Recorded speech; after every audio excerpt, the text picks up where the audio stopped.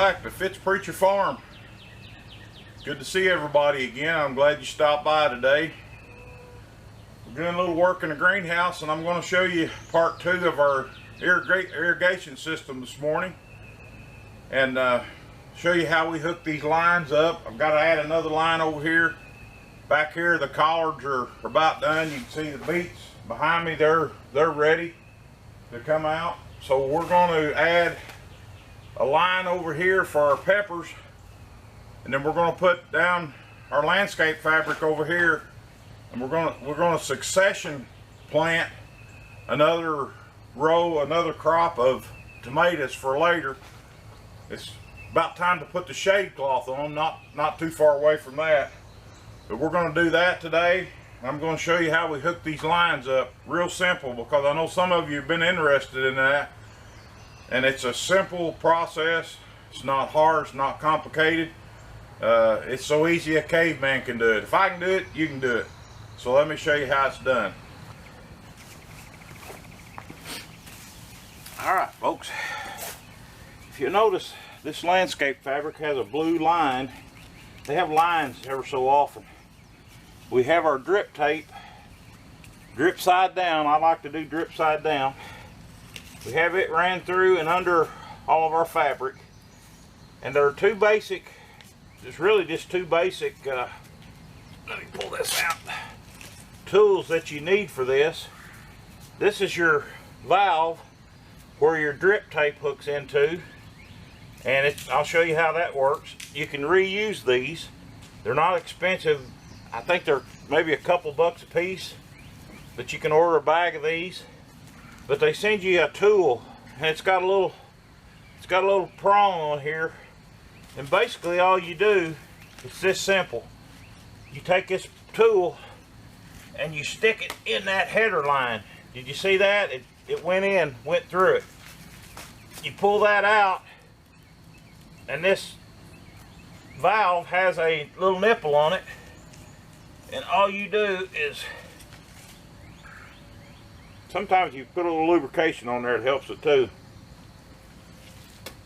You can use what lubrication you like. But basically what you do is you just stick that in that hole. That's it. It's done. I told you it was so easy a caveman could do it. But that's all there is to it. And now we can hook our drip tape up to it. We'll give ourselves a little bit extra here. We'll go ahead and cut this off. This drip tape opens up. I hope you're seeing this real good. I hope I've got the camera right. You just slide that on there all the way, and this reverse threads,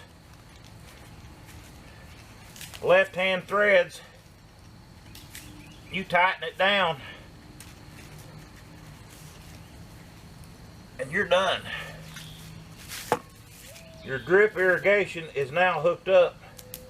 Now,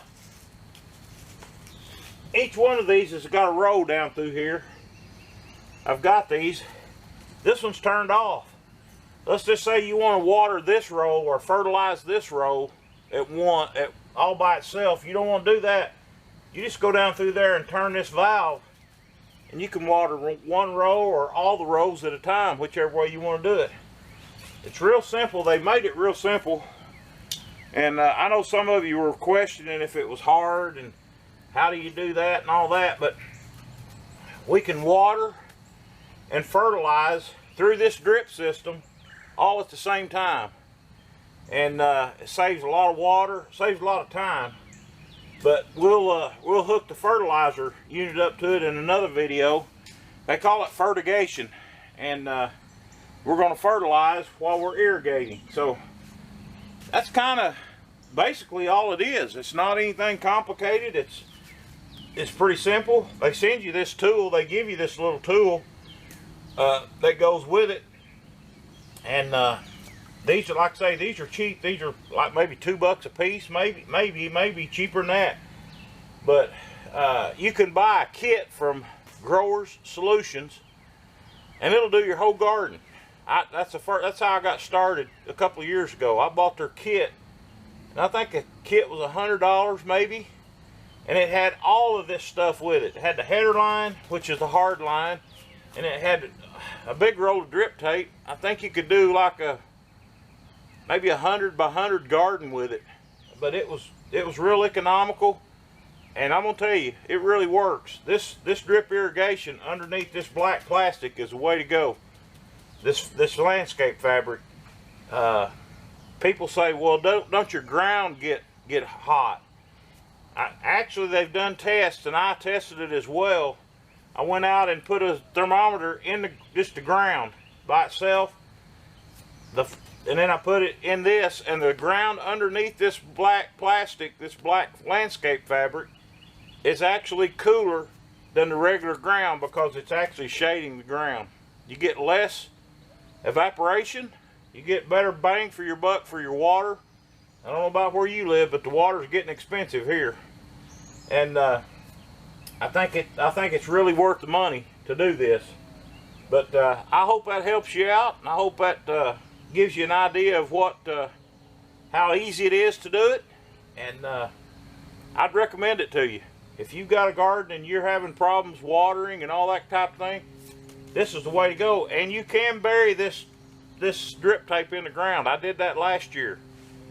It works just fine. I actually grew sweet potatoes under black plastic, and I had one of these underneath the ground, and it worked great. So don't be afraid to try it, and I hope that helps somebody out. I appreciate y'all watching, and always remember who you are. Thanks for watching.